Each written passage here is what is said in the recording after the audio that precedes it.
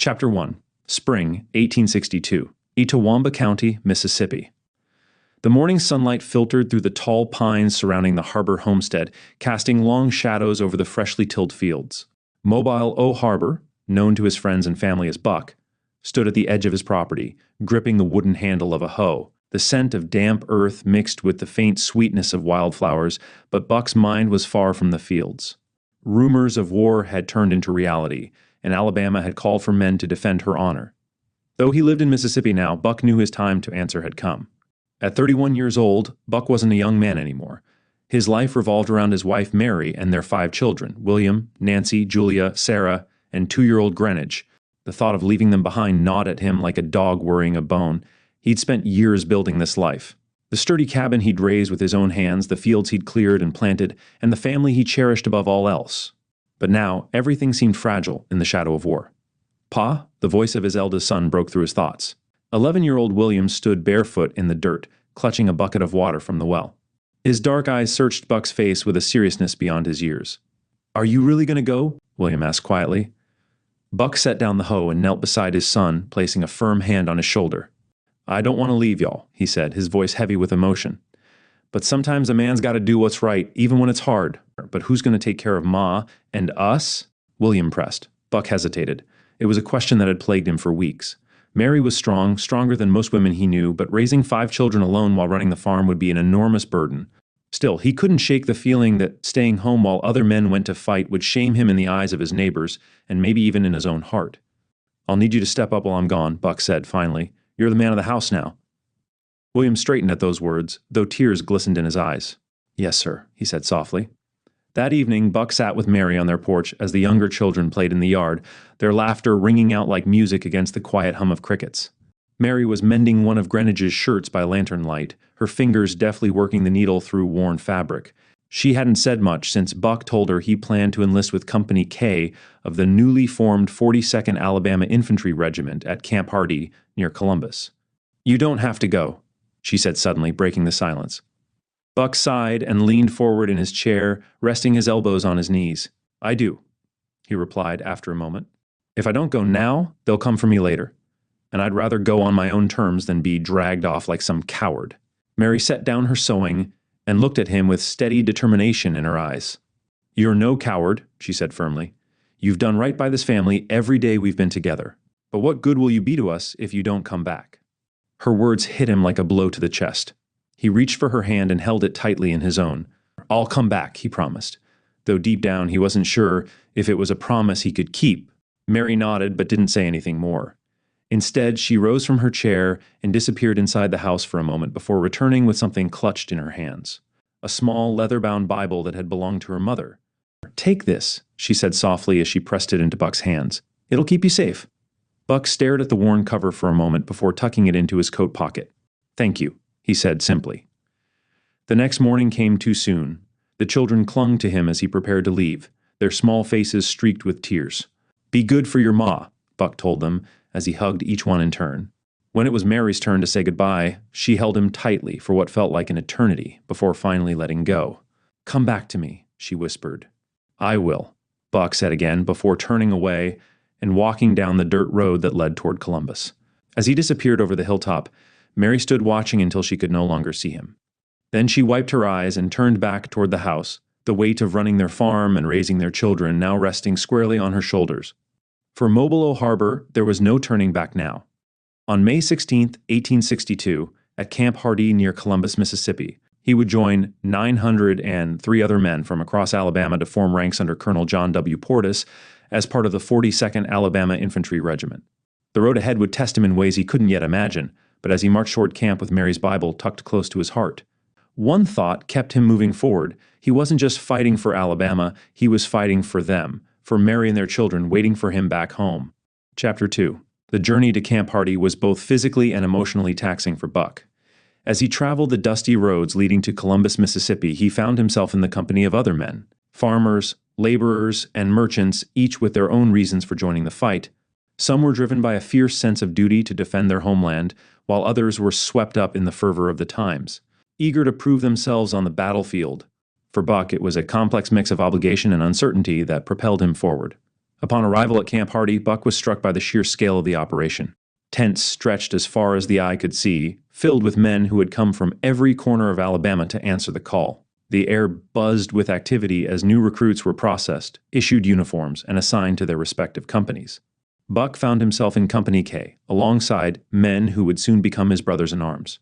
Training began almost immediately. The days were long and grueling, filled with drills and exercises designed to mold these civilians into soldiers. Buck quickly learned that military life was a world apart from his quiet existence on the farm. The regiment's officers, many of whom had previous military experience, were determined to instill discipline and camaraderie among their ranks. Despite the challenges, Buck found solace in the routine. The physical demands kept his mind occupied, leaving little room for worry about what lay ahead or for thoughts of home. Yet every evening as he lay on his cot beneath the canvas tent, he would pull out Mary's Bible and read a passage or two by lantern light. It was a small comfort, a reminder of the life he had left behind and the family waiting for his return. As weeks turned into months, Buck grew close to several men in his company. There was Tom Jenkins, a wiry young man from Montgomery with a quick wit and an infectious laugh. Sam Carter, a stoic blacksmith from Birmingham whose quiet strength inspired those around him, and Eli Thompson, a former schoolteacher from Mobile who often regaled them with tales of far-off places he'd read about in books. Together they shared stories of home and dreams for the future, dreams that seemed increasingly distant as news from the front lines trickled back to camp.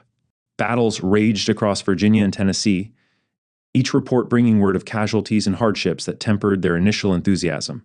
One evening around the campfire, Tom turned to Buck with a serious expression. "You ever wonder what it'll be like when we finally see combat?" he asked. Buck considered the question carefully before responding. "I reckon it'll be like nothing we've ever known," he said slowly. "But whatever happens, we've got each other's backs." The others nodded in agreement, their faces illuminated by the flickering flames. It was an unspoken pact, a promise that no matter what lay ahead, they would face it together. As summer gave way to fall, orders came down for the 42nd Alabama Infantry Regiment to move out, their destination, Corinth, Mississippi, a strategic rail hub where Confederate forces were gathering in anticipation of an impending Union assault. The march to Corinth was arduous, testing both their endurance and resolve, but as they neared their destination, a sense of purpose settled over them like a mantle. They were part of something larger than themselves, a cause that transcended individual fears and doubts. For Buck Harbour, this moment marked the culmination of months of preparation and uncertainty. He stood shoulder to shoulder with his fellow soldiers as they approached Corinth's outskirts, their spirits buoyed by camaraderie and determination. Yet beneath his steadfast exterior lay an undercurrent of apprehension about what awaited them on those blood-soaked fields. A test not only of courage but also of character that would shape him in ways he could not yet imagine. Chapter 3. October 1862, Corinth, Mississippi. The air was thick with the acrid smell of gunpowder and the metallic tang of blood. The ground beneath Buck's feet was churned into a muddy mess of dirt and gore, the cries of the wounded and dying cutting through the cacophony of musket fire and cannon blasts. This was war, raw, brutal, and unrelenting. Buck had imagined what battle might be like during his months of training at Camp Hardy, but nothing could have prepared him for the chaos that engulfed him now. The Battle of Corinth had begun in earnest on October 3rd, and Buck's regiment, the 42nd Alabama Infantry, was thrown into the fray alongside thousands of other Confederate soldiers. The Union forces held the town of Corinth, a vital rail hub that both sides knew could turn the tide of the war. For 2 days, Buck and his comrades fought desperately to dislodge the entrenched Union troops. Buck crouched behind a fallen tree, reloading his musket with trembling hands. His heart pounded in his chest as he glanced over at Tom Jenkins, who was firing steadily from a few feet away. Tom's face was streaked with dirt and sweat, but his eyes were sharp and focused. "Keep your head down, Buck!" Tom shouted over the din. Buck nodded, raising his musket to fire another shot into the smoke-filled chaos ahead. He couldn't see the enemy clearly, only flashes of blue uniforms through the haze, but he fired anyway, hoping his aim was true. Around him, men screamed orders, curses, and prayers as they pressed forward against a seemingly impenetrable wall of Union firepower. By midday on October 4th, it became clear that the Confederate assault was faltering, despite their initial successes in pushing back Union forces on the first day. They had underestimated the strength of their enemy's fortifications and artillery. The Union troops counterattacked with devastating force, driving the Confederates back across the battlefield. Buck's regiment was ordered to hold their position near Battery Robinette, a key Union defensive position, but it quickly became a slaughterhouse. Cannonballs tore through their lines, sending men flying like ragdolls. Buck watched in horror as Sam Carter was struck by shrapnel from an exploding shell, collapsing to the ground with a guttural cry. "Sam!" Buck shouted, scrambling toward his fallen friend. He grabbed Sam's arm and tried to pull him to safety, but Sam shook his head weakly. "Leave me," Sam gasped, blood bubbling at the corner of his mouth. "You've got to keep fighting." Buck hesitated for a moment before nodding reluctantly. "I'll come back for you," he promised before retreating to rejoin his comrades. Deep down, he knew it was a promise he might not be able to keep. By nightfall, it was over. The Confederate forces had been decisively defeated at Corinth, suffering heavy casualties in their failed attempt to take the town. The survivors retreated under cover of darkness, their spirits broken and their numbers decimated. Buck stumbled away from the battlefield with what remained of Company K, his uniform torn and bloodied, his body aching from exhaustion and minor wounds. He didn't know how many of his friends had made it out alive. There hadn't been time to count in the chaos of retreat. As they marched southward toward safety, Buck felt an overwhelming sense of disillusionment settle over him like a lead weight. The grand ideals that had driven so many men to enlist, the defense of home and honor, now seemed hollow in light of what he had witnessed at Corinth. The incompetence of some Confederate officers had been glaringly obvious during the battle. Poor planning and miscommunication had cost them dearly. That night, as they made camp far from Corinth's smoking ruins, Buck sat alone by a small fire with Mary's Bible in his hands. He opened it to a random page and began to read aloud softly. "Though I walk through the valley of the shadow of death, I will fear no evil, for thou art with me, thy rod and thy staff they comfort me." The familiar words brought him some measure of solace, but they couldn't erase the images burned into his mind, the faces of friends he would never see again, or the sound of Sam Carter's dying breaths. When Buck finally returned home on furlough weeks later, his first since joining the regiment, he was not the same man who had left Itawamba County months earlier. Mary noticed it immediately in his eyes, a weariness that went deeper than physical exhaustion. "What happened?" she asked one evening as they sat together on their porch after putting the children to bed. Buck stared out at the darkened fields for a long moment before answering quietly, "We lost so much." His voice cracked slightly as he spoke. "Good men, boys who didn't deserve to die like that." Mary reached over and took his hand in hers, squeezing it gently but firmly. "You're home now," she said softly. "That's what matters." But even as she spoke those words, Buck knew that home would never feel quite the same again, not after Corinth. And yet he also knew that this wasn't over, not for him or for anyone else caught up in this bloody conflict. There would be more battles ahead, more valleys of death to walk through, and somehow he would have to find the strength to keep going. For now, though, just for tonight, he allowed himself to rest in Mary's comforting presence and hold on to her promise that home still mattered, even if war had changed everything else. Chapter 4. Winter, 1862, Itawamba County, Mississippi. The frost clung to the bare branches of the oaks surrounding the Harbour homestead, and a thin layer of ice coated the edges of the creek that ran behind their fields. Winter had come to Itawamba County, bringing with it a quiet stillness that belied the turmoil in Buck's heart. He'd returned home on furlough after the disaster at Corinth, but his time was not his own. The war still loomed over him like a shadow, and he knew it wouldn't be long before he was called back to rejoin the 42nd Alabama. For now, though, he was home. The sight of Mary standing in the doorway of their cabin with little Greenwich on her hip had been enough to bring tears to Buck's eyes when he first arrived. The children had rushed to him, their small arms wrapping tightly around his legs as if they could anchor him there forever. For a moment, he allowed himself to believe that he could stay, that this life, this family, could somehow shield him from the war, but reality came knocking soon enough. Chapter 5, January 1863, en route to Vicksburg, Mississippi. The rhythmic clatter of train wheels on iron tracks filled Buck's ears as he sat among his fellow soldiers of the 42nd Alabama. The cold January air seeped through the cracks of the boxcar, causing the men to huddle closer together for warmth. Buck's mind wandered back to the tearful goodbye with Mary and the children just days ago. The image of little Greenwich's confused face as he clung to Mary's skirts was seared into his memory. "You all right there, Buck?" Tom Jenkins's voice broke through his reverie. Buck nodded, forcing a small smile. "Just thinking of home," he replied quietly. Tom clapped him on the shoulder. "Aren't we all? But we've got a job to do now. Heard tell we're headed to Vicksburg." The mention of Vicksburg sent a ripple of murmurs through the car. The Mississippi River stronghold had become a focal point of the war, with both sides recognizing its strategic importance. Buck had heard rumors of the Union's attempts to capture the city, and now it seemed they would be thrust into the heart of that conflict. As the train rumbled on, Buck's thoughts turned to the events that had led him back here. The confrontation with the Confederate officers at his home still burned in his mind. Mary's bravery in standing up to them had given him strength, but it had also underscored the harsh realities of their situation.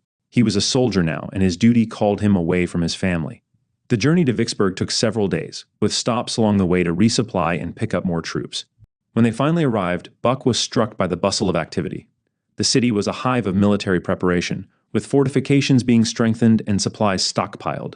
The 42nd Alabama was assigned to a position along the defensive lines surrounding Vicksburg. As they marched to their designated area, Buck couldn't help but feel a sense of foreboding. The air was thick with tension, and even the most seasoned soldiers seemed on edge. Their first weeks in Vicksburg were filled with endless drills, fortification work, and tense waiting. Reports of Union movements kept everyone on high alert. Buck found himself writing letters to Mary whenever he had a spare moment, pouring out his thoughts and fears onto paper. One evening, as Buck sat cleaning his rifle, Eli Thompson approached him with a grim expression. "Have you heard the latest?" Eli asked, his voice low. Buck shook his head, setting aside his cleaning cloth. "Word is, Grant's trying to dig a canal to bypass our defenses," Eli continued. "If he succeeds, we could be in real trouble." The news sent a chill down Buck's spine. He had heard of General Grant's reputation as a tenacious fighter, and the thought of being trapped in a siege was unsettling. As winter gave way to spring, the situation in Vicksburg grew increasingly dire. Union forces under Grant had successfully crossed the Mississippi and were now threatening the city from the east. The 42nd Alabama, along with other Confederate units, found themselves engaged in a series of desperate battles to hold their ground. On May 19th, Buck experienced the full fury of Grant's assault. The Union forces launched a massive attack on the Confederate lines, and Buck's position came under heavy fire.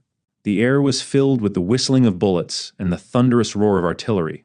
In the chaos of battle, Buck lost sight of Tom and Eli. He fired his rifle mechanically, reloading and shooting as fast as he could. The acrid smell of gunpowder filled his nostrils, and the screams of the wounded echoed in his ears. As the day wore on, it became clear that while the Confederate forces had held their ground, it had come at a terrible cost.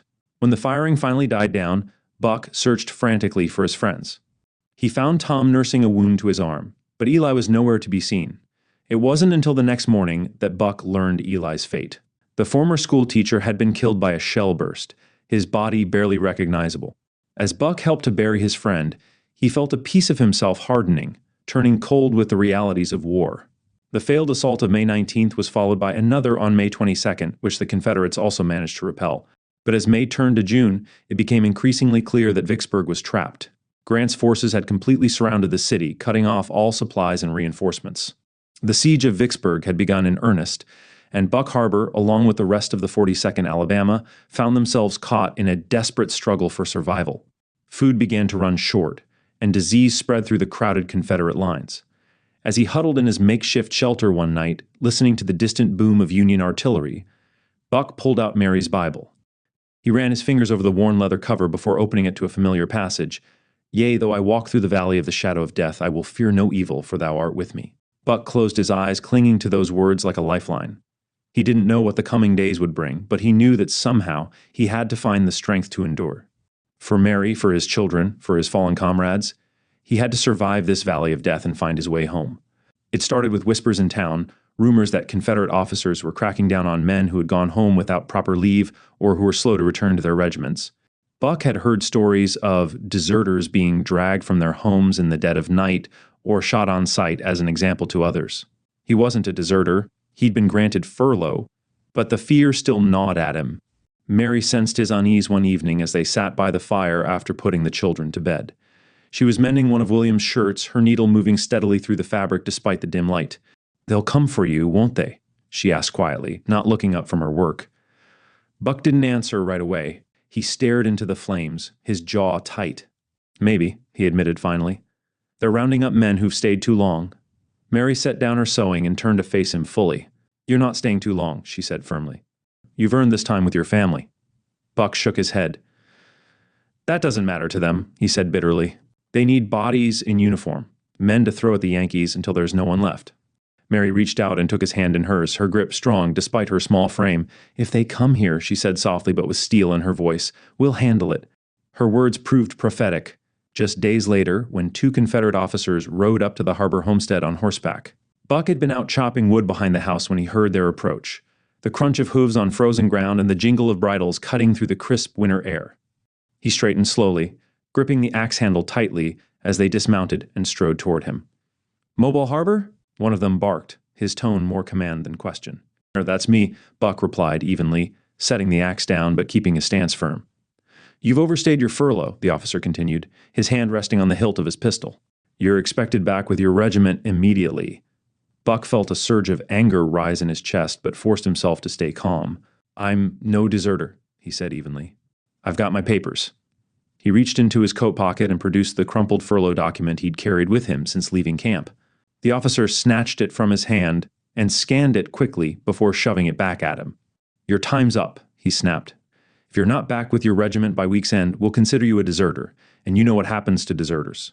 Before Buck could respond, Mary appeared in the doorway of their cabin, her face pale but determined.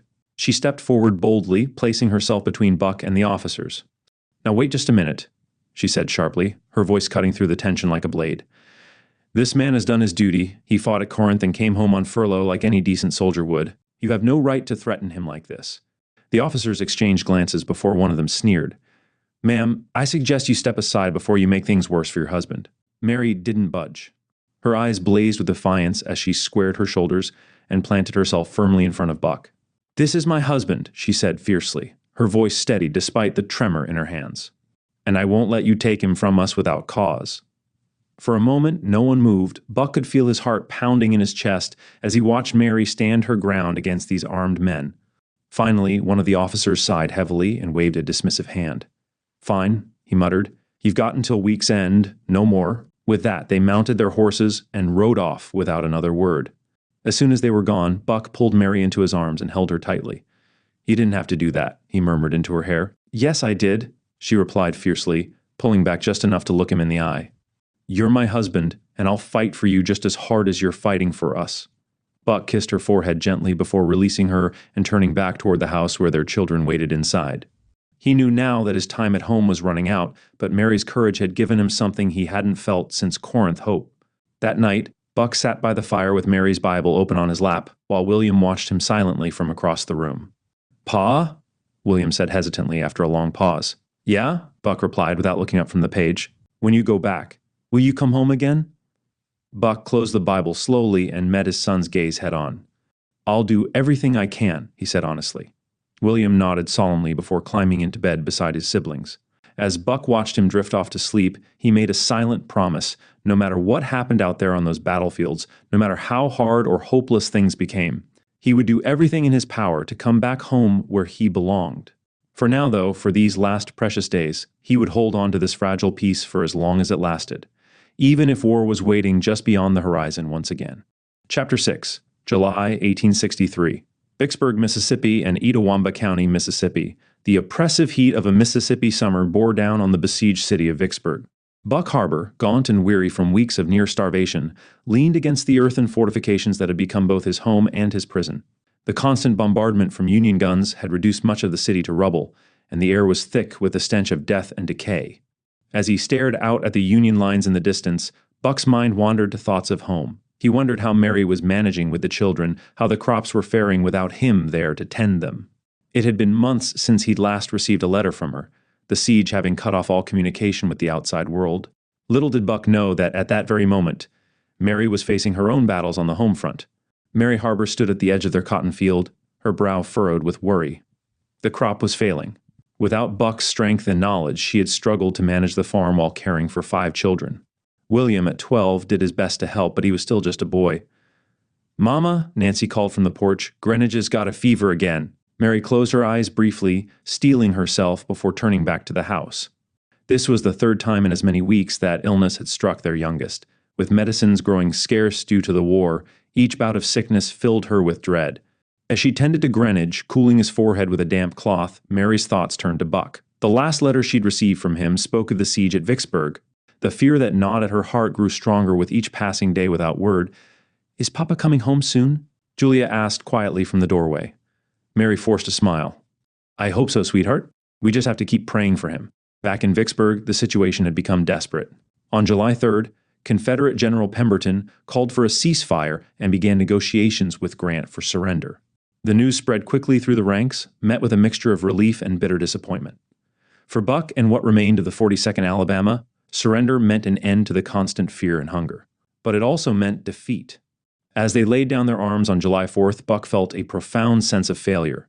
He had fought so hard, lost so many friends, and in the end, it seemed to have been for nothing. The Union soldiers who took custody of them were surprisingly kind, offering food and medical attention to the emaciated Confederates. But as Buck ate his first full meal in weeks, his thoughts were only of home. "What happens now?" Tom asked quietly as they sat together that evening. Buck shook his head. "I don't know. Prisoner exchange, maybe, or a Union prison camp." The uncertainty of their future hung heavy in the air. It was late August when Buck finally returned home to Itawamba County. He had been paroled after signing an oath not to take up arms against the Union again unless properly exchanged. The journey. Home had been long and difficult, but as he crested the final hill and saw his cabin in the distance, his heart leaped. Mary was in the yard when she saw him approaching. For a moment she stood frozen, hardly daring to believe her eyes. Then, with a cry, she ran to him, throwing her arms around him as tears streamed down her face. "You're home," she sobbed into his chest. "Oh God, you're really home." The children, hearing the commotion, poured out of the house. Buck knelt down, gathering them all into his arms, marveling at how much they had grown in his absence. That night, after the children were asleep, Buck and Mary sat on the porch, their hands intertwined. Buck told her of Vicksburg, of the horrors he had witnessed, and the friends he had lost. Mary shared her own struggles, the failing crops, Greenwich's illnesses, the constant worry. "I don't know if I can go back," Buck admitted quietly. The thought of leaving you all again." Mary squeezed his hand. "We'll face whatever comes together," she said firmly. "You're home now. That's what matters." As they sat in silence, watching the stars come out, Buck felt a glimmer of hope for the first time in months. The war wasn't over, and its shadow still loomed over them, but for now he was home, surrounded by the love of his family. Whatever challenges lay ahead, he would face them with Mary by his side. In the quiet of the night, a soft cry came from inside the house, Greenwich, waking from a bad dream. Without a word, Buck stood and went to comfort his son, grateful for this simple act of fatherhood that had been denied him for so long. The war had changed him, had divided their family in ways they were only beginning to understand. But as Buck held his youngest child, soothing him back to sleep, he made a silent vow. No matter what the future held, he would find a way to keep his family together. They had survived this long apart. Now it was time to heal and rebuild together. Chapter 7. September 1863, September 1864, Itawamba County, Mississippi, and various battlefields. The crisp autumn air carried the scent of ripening apples as Buck Harbour stood at the edge of his property, his eyes scanning the horizon. He had been home for just over a month, and already the specter of war was looming over him once more. The oath he had signed after Vicksburg's fall weighed heavily on his conscience, but rumors of a general exchange of prisoners had reached even their remote corner of Mississippi. "You're going back, aren't you?" Mary's voice came from behind him, soft but resigned. Buck turned to face his wife, noting the worry lines that had deepened around her eyes during his absence. "I have to," he replied, his voice barely above a whisper. "If there's an exchange, I gave my word." Mary nodded, her eyes glistening with unshed tears. "I know. I can't help but fear this time you won't come back." Buck pulled her into his arms, holding her tightly as if he could shield her from the pain of their impending separation. "I'll always find my way back to you," he promised, praying silently that it was a promise he could keep. The call came sooner than they had hoped. In late September, Buck received word that he was to report for duty as part of a prisoner exchange. The goodbye was heart-wrenching, with little Greenwich clinging to his leg and William trying his best to look strong for his younger siblings. As Buck marched away from his home for the second time, he cast one last glance over his shoulder. The image of Mary standing on the porch, surrounded by their children, burned itself into his memory, a talisman to carry him through the dark days ahead. The 42nd Alabama Infantry Regiment was reconstituted, though its ranks were severely depleted. Many familiar faces were missing, lost to the siege of Vicksburg or scattered to other units. Buck found himself promoted to sergeant, a responsibility he accepted with a mix of pride and trepidation. The regiment was soon thrust into the thick of the fighting. They joined General Joseph E. Johnston's Army of Tennessee, participating in the grueling Atlanta campaign against Sherman's forces. Buck led his men through the battles of Resaca, New Hope Church, and Kennesaw Mountain, each engagement testing their resolve and decimating their numbers. As they fought their way through the Georgia wilderness, Buck wrote to Mary whenever he could, his letters a lifeline to the world beyond the chaos of war. "My dearest Mary, the fighting here is fierce. Sherman's men press us hard, and each day brings new horrors. But thoughts of you and the children keep me going. I pray this letter finds you well. The summer of 1864 brought relentless heat and even more relentless combat. Buck watched as Atlanta burned, the flames lighting up the night sky in a terrifying display of war's destructive power. He couldn't help but wonder if this inferno was a glimpse of what awaited them all if the war continued its brutal course. Through it all, Buck clung to his faith and the memory of his family. Mary's Bible, worn and stained with mud and blood, remained his constant companion. In quiet moments between battles, he would read from its pages, finding solace in the familiar words. "The Lord is my shepherd, I shall not want. He maketh me to lie down in green pastures, he leadeth me beside the still waters." As Sherman's forces pushed the Confederates out of Atlanta and began their infamous march to the sea, the 42nd Alabama found itself retreating through the Carolinas. The once proud regiment was now a shadow of its former self, its men exhausted and demoralized. One cold night in late 1864, as they huddled around a meager campfire in North Carolina, Tom Jenkins turned to Buck with haunted eyes. "Do you think it's all been for nothing, Buck? All this fighting? All this dying?" Buck was silent for a long moment, staring into the flames. Finally he spoke, his voice low but steady.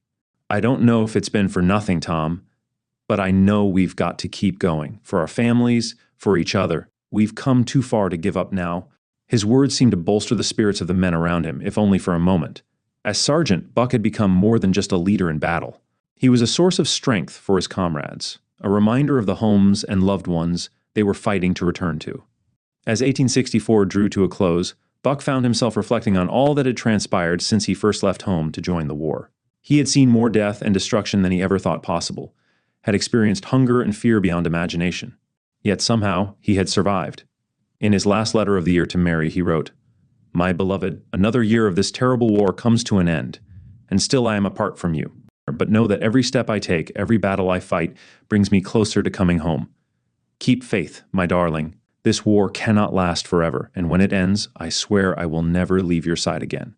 All my love, Buck." As he sealed the letter, Buck gazed up at the star-filled sky. The future was uncertain, the outcome of the war still hanging in the balance. But in his heart, a flame of hope still burned. Hope for reunion, for peace, for a chance to rebuild the life that had been put on hold for far too long. With a deep breath, Buck tucked Mary's Bible back into his coat pocket and prepared for whatever challenges the new year would bring. The war wasn't over, but he was determined to see it through, to march through this fire and emerge on the other side, back into the arms of his family. Chapter 8. January to April 1865, the Carolinas. The new year dawned cold and bleak for what remained of the 42nd Alabama Infantry Regiment. Buck Harbour, now a battle-hardened veteran, led his small group of men through the muddy fields and dense forests of the Carolinas. The Confederate Army under the command of General Joseph E. Johnston was in full retreat, trying desperately to slow the advance of Sherman's seemingly unstoppable Union forces. As they marched, Buck couldn't shake the feeling that they were living on borrowed time. News of Confederate defeats elsewhere had reached them, and morale was at an all-time low. Yet they pressed on, driven by a mixture of duty, desperation, and the faint hope of turning the tide of war. In mid-February, the 42nd Alabama found itself engaged in the Battle of Wise Fork in North Carolina. The fighting was fierce, with Union forces attempting to cut off the Confederate retreat. Buck led his men in a series of desperate charges, trying to break through the enemy lines. In the chaos of battle, he saw Tom Jenkins fall, a bullet tearing through his shoulder. Without hesitation, Buck rushed to his friend's side, dragging him to safety behind a fallen tree. As he worked to staunch the bleeding, Tom gripped his arm weakly. "Looks like this might be it for me, Buck," Tom gasped, his face pale with pain and blood loss. "Don't you talk like that," Buck growled, tearing strips from his own shirt to bind the wound. "You've got to hold on. We're going home, remember?" As he worked, Buck's mind flashed to Mary and the children, to the promise he'd made to return. He couldn't let Tom give up now, not when they'd come so far. Against all odds, they managed to break out of the Union encirclement. Buck half-carried, half-dragged Tom as they retreated, eventually finding a field hospital where his friend could receive proper care. As March wore on, the situation grew increasingly desperate for the Confederate forces. Food was scarce, ammunition was running low, and desertions were becoming more frequently. Numb with shock, he realized that their world had changed irrevocably. General Johnston, unwilling to continue a fight that could no longer be won, entered into negotiations with Sherman. On April 8th, Johnston surrendered the Army of Tennessee and all remaining Confederate forces in the Carolinas, Georgia, and Florida. As Buck stood with his fellow soldiers to lay down their arms, a profound sense of both loss and relief washed over him. The cause for which they had fought so hard and sacrificed so much was lost. Yet they had survived, and now at last they could go home. In the days that followed, Buck found himself helping to organize the paroling of Confederate soldiers. As he worked, he couldn't help but reflect on the journey that had brought him to this point. He thought of the friends he had lost, the battles he had fought, the moments of terror and triumph that had shaped him. Finally, with parole papers in hand, Buck prepared to begin the long journey home to Itawamba County. Before leaving, he sought out Tom Jenkins, who was recovering from his wounds in a makeshift hospital. "You ready to go home, old friend?" Buck asked, a faint smile on his weary face. Tom nodded, his eyes bright with unshed tears. "Never thought I'd see the day," he replied softly. As they set out together, Buck felt a mixture of emotions he couldn't quite name. The war was over, but its scars, both physical and emotional, would remain. He had kept his promise to Mary, he was coming home. But he was not the same man who had left 4 years ago. With each step toward home, Buck silently vowed to honor the memory of those who hadn't made it, to rebuild his life with Mary and their children, and to find a way to heal the deep wounds left by the war. The future was uncertain, but for the first time in years, it held the promise of peace. As they crested a hill, the first glimpse of familiar territory coming into view, Buck paused. He pulled Mary's Bible from his coat pocket, running his fingers over its worn cover before opening it to a passage he had read countless times during the darkest days of the war. To everything there is a season, and a time to every purpose under the heaven, a time to be born, and a time to die, a time to plant, and a time to pluck up that which is planted, a time to kill, and a time to heal, a time to break down, and a time to build up. With a deep breath, Buck closed the Bible and tucked it away. The time for war was over. Now, at last, it was time to heal, to build up, to live again. With renewed determination, he continued down the road toward home, toward Mary, toward a future he had fought so hard to secure. Chapter 9, May 1865, Itawamba County, Mississippi. The late spring sun beat down on Buck Harbour as he trudged along the familiar dirt road leading to his homestead. His uniform, once a source of pride, now hung in tatters from his gaunt frame. The war had taken its toll, leaving him older beyond his years, his face weathered and lined with the memories of battles fought and comrades lost. As he crested the final hill, Buck's heart quickened at the sight of his cabin in the distance. Smoke rose lazily from the chimney, a sign of life that brought tears to his eyes. He had dreamed of this moment for so long, had clung to the image of home during the darkest hours of the war. Before he could call out, the cabin door burst open. Mary stood frozen on the porch, one hand clutching her apron, the other shading her eyes as she peered into the distance. For a moment, neither moved, as if afraid that any sudden motion might shatter this fragile reality. Then, with a cry that seemed to come from the depths of her soul, Mary ran towards him. Buck dropped his meager belongings and opened his arms, catching her as she threw herself into his embrace. They clung to each other, sobbing, laughing, murmuring words of love and disbelief. "You're home," Mary kept repeating, her hands touching his face as if to convince herself he was real. "You're really home." The commotion brought the children running from the fields and the cabin. Buck knelt down, gathering them into his arms, marveling at how much they had grown. William, now a young man of 14, stood tall and proud. Little Greenwich, who had been just a toddler when Buck left, approached shyly, unsure of this stranger who was his father. That evening, as they sat around the dinner table, Buck was overwhelmed by the simple pleasure of being with his family again. The meal was modest, the war had left its mark on the home front as well, but to Buck, it was a feast fit for a king. As Mary cleared the table, Buck took a moment to really look at her. The years had been hard on her too. New lines creased her forehead, and streaks of gray threaded through her once auburn hair. But her eyes still held the same strength and love that had sustained him through the long years of war. "I'm sorry," he said softly, reaching for her hand. "I'm sorry for leaving you to bear all this alone." Mary squeezed his hand, her eyes glistening with unshed tears. "You're here now," she replied. "That's all that matters." In the days that followed, Buck struggled to adjust to civilian life. The rhythms of farm work, once so familiar, now felt strange to hands more accustomed to holding a rifle than a plow. Nightmares plagued his sleep, leaving him gasping and sweating in the dark, reliving battles long past.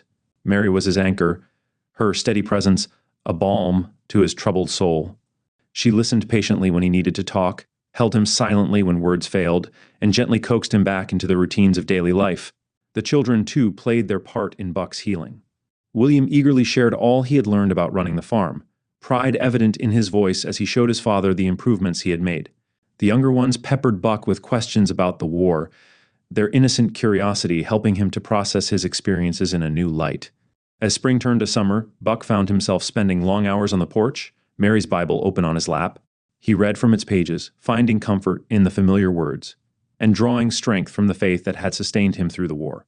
One evening, as the family sat together watching the sunset, William turned to Buck with a serious expression. "Pa," he said hesitantly, "do you think it was all worth it? The war, I mean." Buck was silent for a long moment, considering his son's question.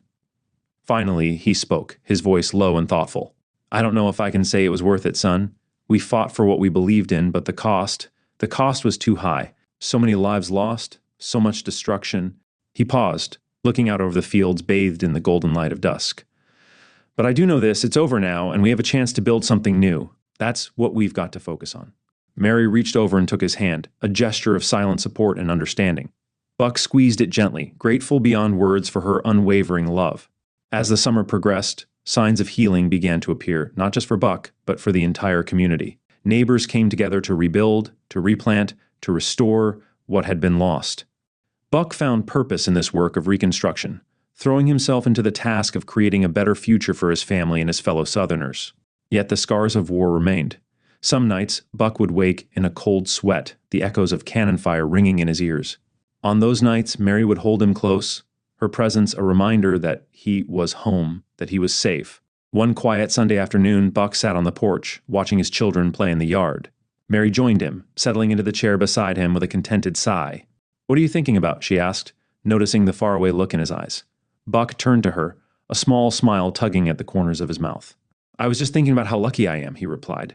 "To be here with you and the children, after everything, it feels like a miracle." Mary leaned over and kissed him softly. "It is a miracle," she whispered. "Our miracle." As the sun began to set, casting long shadows across the land, Buck Harbour looked out over the home and family he had fought so hard to return to. The war had changed him, had changed them all. But here, in this moment, he felt a profound sense of peace. The road ahead would not be easy. There were wounds still to heal, challenges to face, a nation to rebuild. But Buck knew that whatever came, he would face it with Mary by his side and the love of his family to sustain him. The war was over, and at last, truly at last, Buck Harbour was home. Epilogue, 1889 to 1914, Itawamba County, Mississippi. The soft golden light of a late summer evening filtered through the leaves of the old oak tree, casting dappled shadows across the Harbour family cemetery.